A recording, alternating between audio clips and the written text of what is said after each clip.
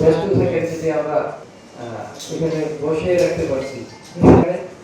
আপনার ঢাকা ইউনিভার্সিটি থেকে যেই নতুন কমিটি যারা আসেন তারা শুরু করেন অন্যান্য যে প্রশিক্ষণ এগুলো সিরিজ অফ প্রোগ্রাম আমরা করে যে আপনি জানেন না হবে কিনা করুন আপনারা পালন গ্রহণ করেন। আন্তর্জাতিক নারী দিবস যেটি আমাদের 26শে মে প্রতি বছর আমরা এটি এবং এসএসসি কৃতি শিক্ষার্থী আমাদের বিমার বার্ষিক প্রিমিয়ার আমাদের প্রায় দিয়ে থাকি।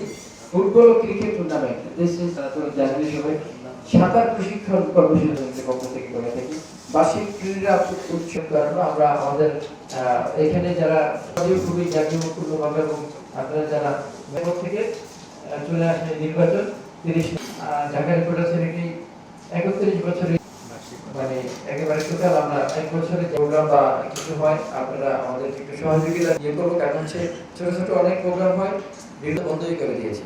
তারপর আমার পাশের নিচে কোনো কাউকে আমরা করে এসেছি না তো বড় পার্সোনালিটি এই জন্য আপনাদের 3 দিনই কিন্তু আমরা একটা প্রোগ্রাম এখনো কিন্তু আমাদের পাশে যেটা হচ্ছে মাহাদি আমিন থাকবেন আমাদের দায়িত্বের মধ্যে আরো কিছু সদস্যকে যারা তার একটা ট্রেনিং করাবো আর আমরা সেই চেষ্টা থাকবে। আমাদের একটা ইচ্ছা আছে যেমন আমাকে তিনি একজন চিকিৎসককে আমরা ঢাকা রিপোর্টার্সের একটু পরামর্শ হয়তো আমাদের কাজকে আরো যারা আজকে দেশে নেই সেই সমস্ত মন্ত্রীরাও যারা এটাই আমাদের অহংকার এবং এইভাবেই আমরা পথ চলবো। আর আপনারা কাজ করতে চায়না মিডিয়া গ্রুপে অনেককেই দেখতে পাচ্ছি পরিচিত। মাহমুদ সোহেল আমি জিটিভির বিশেষ প্রতিনিধি হিসেবে কাজ করতে গিয়ে দেখেছি যে আসলে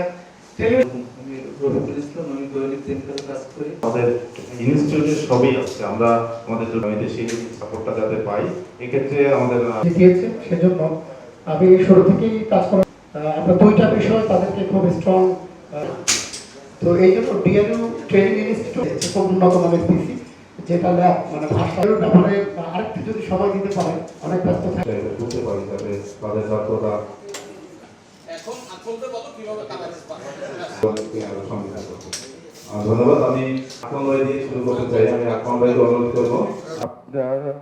প্রেস্টিজ ডিপেন্ড করে এই প্রতিষ্ঠানে পায় যে সদস্যশিপ দেওয়া নিয়ে অনেক কর্মকর্তাবৃন্দ এবং উপস্থিত আমার সহকর্মী এরকম একটা অনুষ্ঠানে আমাকে দাওয়াত দেওয়ার জন্য করে আমরা যেটা দেখি টাইমটা আমরা পারফেক্টলি আর সেকেন্ড হচ্ছে আপনার একটা ইনস্টিটিউট হিসেবে দাঁড় করানোর স্বপ্ন নিয়েই কিন্তু যাতে ডিআরইউ থেকে পাই এই কারণেই আসলে আমাদের সামনে এর যে প্রভাব সেটা আগামীতে কিন্তু আমরা হারে